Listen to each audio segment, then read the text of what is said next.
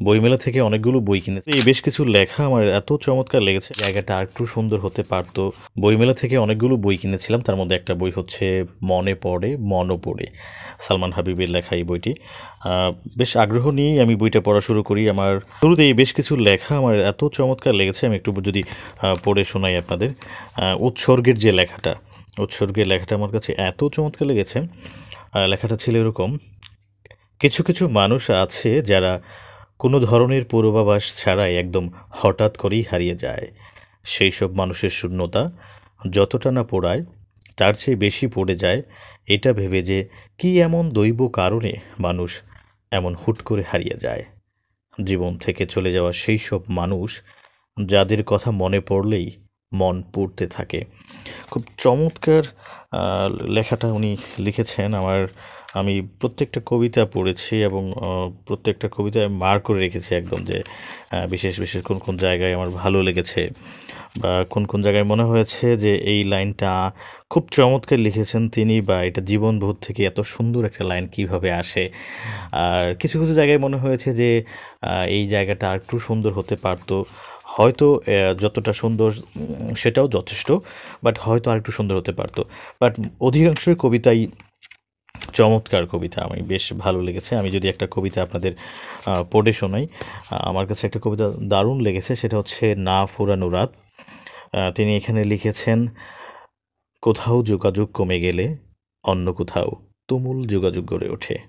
সুতরাং কেউ আপনার সঙ্গ ত্যাগ করেছে মানে অন্য কোথাও সে তার নতুন সঙ্গী খুঁজে পেয়েছে।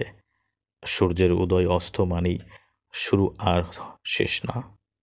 দারুণ কবিতা লিখেছেন তিনি, আমার বেশ ভালো লেগেছে। আরেকটা কবিতা তিনি লিখেছিলেন: তারপর কথা হতে হতে হুট করে একদিন আমাদের আর কথা হবে না। তারপর আপনি জানবেন, যেভাবে কোনো কারণ ছাড়াই আমাদের কথা হতো, সেভাবে কোনো কারণ ছাড়াই আমাদের আর কথা হয় না।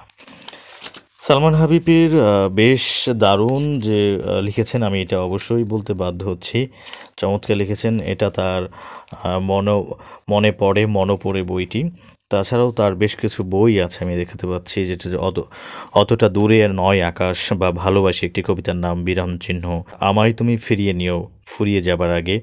আমার সত্যিকার অর্থে আমি যদি বলি যে সালমান হাবিবের কোন জায়গাটা আমার সবচেয়ে বেশি ভালো লেগেছে, সেটা হচ্ছে যে তার বইয়ের নামকরণ। বইয়ের নামকরণটা এতটাই মুগ্ধকর, খুবই চমৎকার। আমি জানি না মানুষ কী ধরনের চিন্তা ভাবনা থাকলে এই ধরনের চমৎকার নাম নিয়ে আসতে পারে, বা এই ধরনের চমৎকার কিছু লাইন নিয়ে আসতে পারে, যেটা জীবনের থেকে গভীরতর কিছু প্রকাশ করা যায়। আরেকটা বই আছে ওনার, সেটা হচ্ছে কথাটা ফুরিয়ে এলে নাম ধরে ডেকো।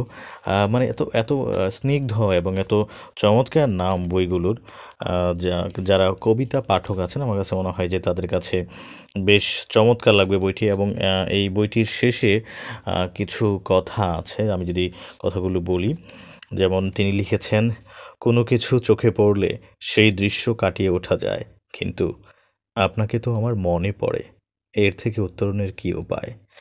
বেশ দারুণ লেখা, দারুণ লেখা। তো যারা কবিতা প্রেমী আছেন তারা সালমান হাবিবের এই বইটি পড়তে পারেন।